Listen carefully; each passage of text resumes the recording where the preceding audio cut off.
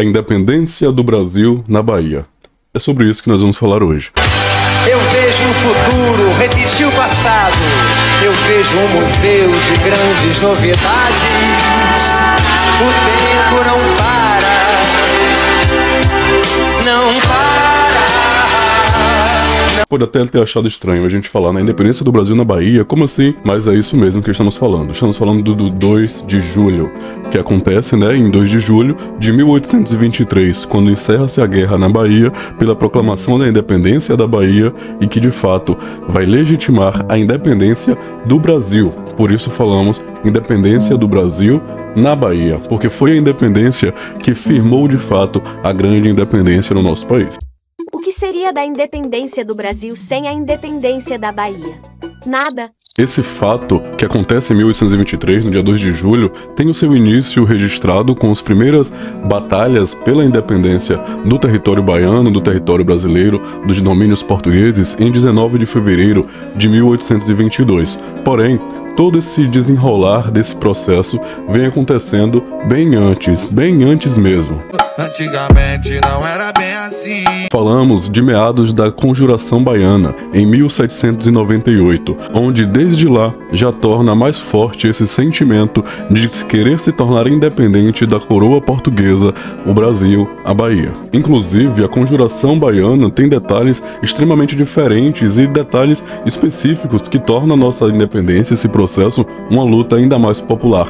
Porque uma vez que a Conjuração Mineira acontece com uma força de elites lutando contra esse poder português, na Bahia acontece uma luta em parceria com a população, onde os pobres, onde a população trabalhadora, os ex-escravizados, os indígenas participam diretamente nesse processo, o que a torna bem diferente da Conjuração Mineira e que faz fortalecer-se ainda mais perante a população, perante os populares, esse desejo de se tornar independente das forças de Portugal. E mais à frente, já em 1820, acontece a Revolução do Porto, onde se inicia uma conspiração contra as forças portuguesas na cidade de Salvador. Olha o mundo conspirando. Onde essa conspiração constitucionalista busca diminuir o poder real da coroa portuguesa, criando uma parceria entre as nações, porém com menos poder da coroa, com menos poder da realeza de Portugal. Tendo noção disso, já podemos perceber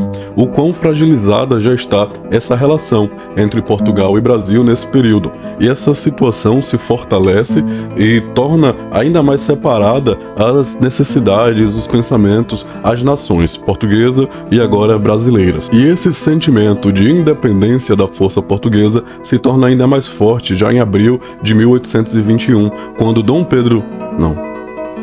Dom João VI vai embora para Portugal e deixa em seu lugar o príncipe regente Dom Pedro de Alcântara, o que faz com que a população já fortaleça em si e que se torna mais claro, se torna mais objetivo o fato de que a população já não quer mais ser dependente da coroa portuguesa. E não aceitando também ser um reino unido a Portugal, mas sim, eles querem ser um reino independente. Então, com a proclamação da independência, vem esses conflitos, porque a província da Bahia ainda está sobre as dependências de Portugal. E então os conflitos estão sendo cada vez mais acirrados. E aí, posteriormente, quando a gente entra já em 1822, pouco antes de se iniciarem os grandes conflitos de fevereiro, já temos uma notícia que vai abalar a situação, o equilíbrio que já está abalado dentro da Bahia, que é o fato de que no dia 11 de fevereiro de 1822 chega a notícia de que Brigadeiro Madeira de Melo é nomeado como capitão das armas da Bahia. E o que isso significa? Por que isso vai desestabilizar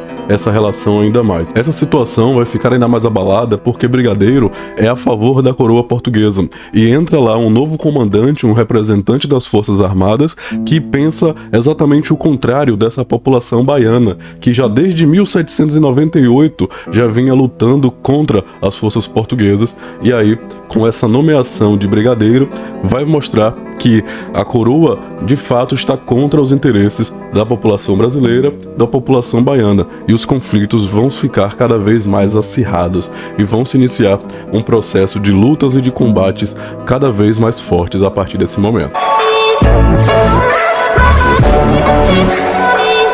Isso porque Brigadeiro favorecia a coroa portuguesa em detrimento dos interesses baianos, dos interesses brasileiros. E aí nós chegamos ao dia 19 de fevereiro de 1822, onde tem os primeiros conflitos registrados. Isso porque em assembleia é aprovado a permissão do conflito, né? É aprovada essa restituição da província baiana para a coroa portuguesa. Então começam-se os exércitos portugueses, que já estavam à fronte desde o dia 16 esperando essa aprovação, começam a atacar a província da Bahia em busca de soldados brasileiros que estariam ali contra a coroa portuguesa. E no dia 19 surge o primeiro mártir da revolta, o primeiro mártir do 2 de julho, que é a morte, que é o surgimento de Joana Angélica, a freira que estava no convento na Lapa, e onde os soldados portugueses vão caçando, estão roubando, estão saqueando as casas, dizendo eles que estariam perseguindo os soldados brasileiros que seriam contra a coroa, e eles querem invadir esse convento com a desculpa de que existiriam soldados escondidos, infiltrados lá dentro, mas existem registros que mostram que muito provavelmente isso era uma mentira, era só uma desculpa. E a freira, sabendo disso, fala com que suas comadres, as pessoas que estariam ali, as outras freiras, vão embora, fujam pelos fundos, enquanto ela estaria tentando proteger o seu convento, as suas amigas na frente, e proíbem os guardas de invadir. Para trás, bandidos! Respeitem a casa de Deus! Recuai! Só entrarão nessa casa passando por cima do meu cadáver!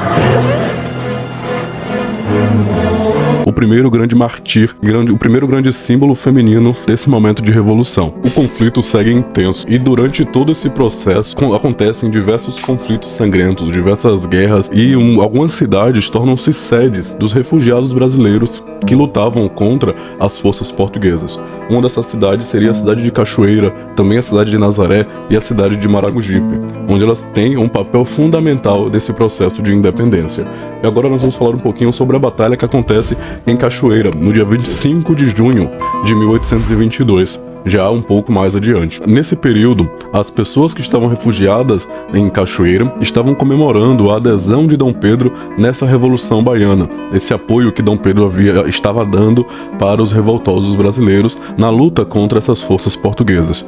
E durante essa comemoração, o general Brigadeiro Madeira Melo ataca as forças brasileiras que estariam em comemoração, dando um tiro de canhão que ricocheteia nas construções e derruba um soldado e mata um soldado com esse tiro de canhão, o que gera um grande conflito e começa então mais uma guerra. Uma das guerras mais importantes do início desse conflito, porque marca a primeira vitória da população brasileira lutando, onde ele inicia esse conflito com um canhão velho que estava ali para exibição, e ele ataca as forças portuguesas e começa então esse conflito, onde pescadores, pessoas comuns daquela população, daquela região, começam a enfrentar as forças portuguesas, que são derrotadas por soldados brasileiros que eram pessoas comuns, ex-escravizados, indígenas que estariam ali naquele local lutando contra essa força portuguesa, o que mostra mais ainda essa participação popular nesse processo, na luta com soldados descalços, sem armas, com armas produzidas à própria mão,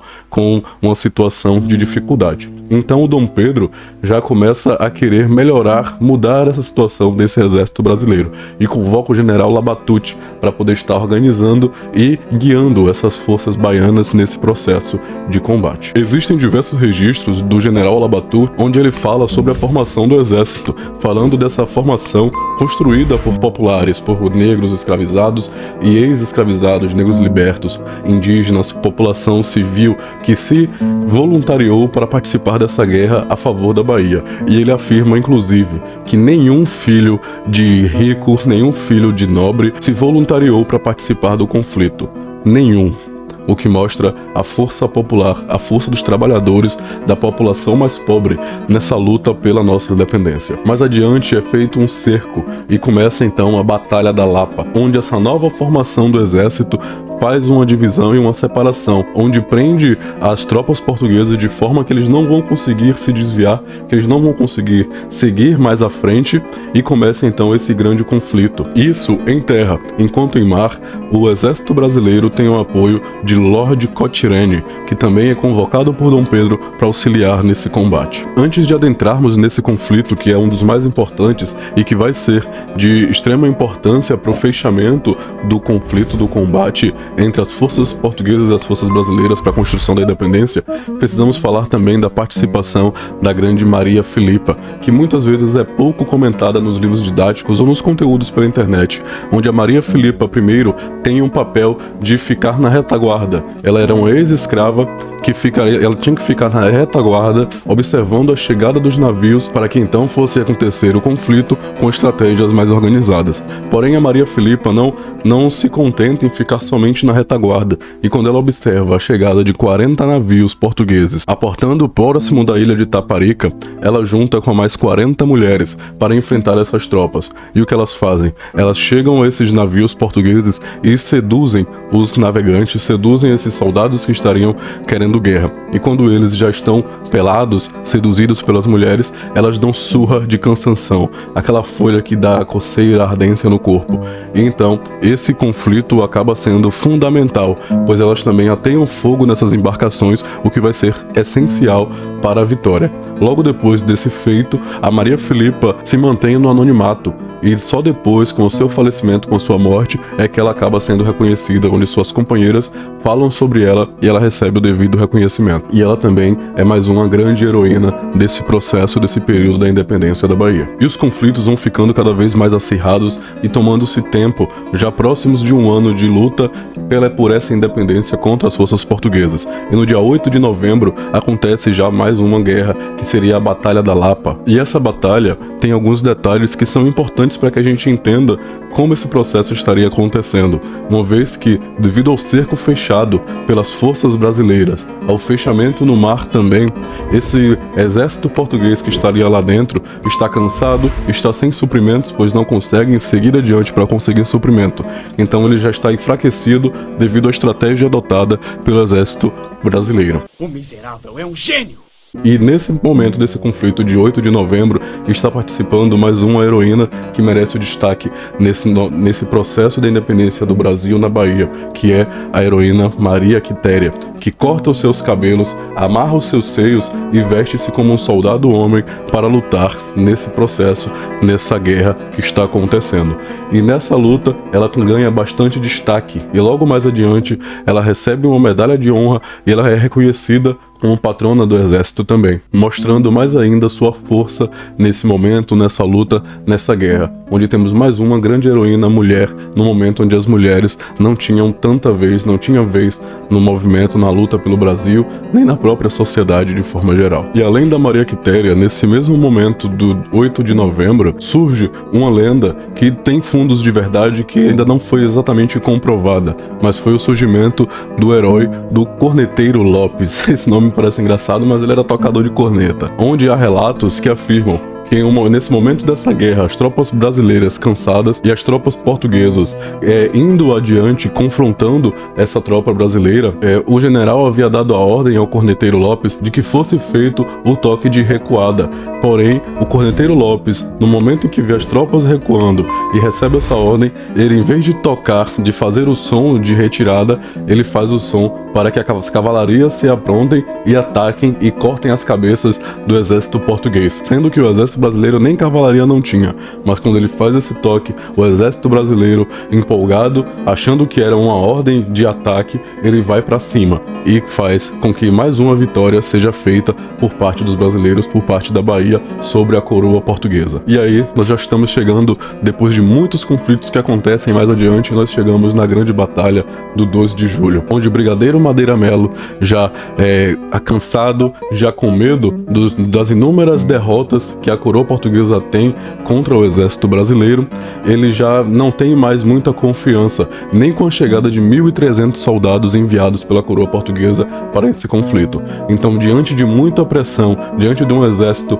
mesmo cansado como era o caso dos exércitos brasileiros, ele recua, ele pega o seu barco e foge do Brasil no dia 2 de julho.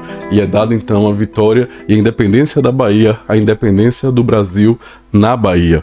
E é então feita a anexação dessa província baiana, que é anexado a colônia inteira ao Brasil, numa então ainda monarquia parlamentarista, que depois vamos ter outras histórias que podemos contar aqui no nosso canal. E esses soldados descalços são recebidos pela população com as roupas rasgadas, cansados, mas que mostra a luta da população, dos negros, dos indígenas, da população mais pobre pela força do nosso país, pela soberania do nosso país, que já se inicia nesse momento. Se você gostou do vídeo, não esquece de seguir a gente, de deixar a sua curtida, de compartilhar com seus amigos e de se inscrever no canal, de olhar também as outras redes sociais que nós temos.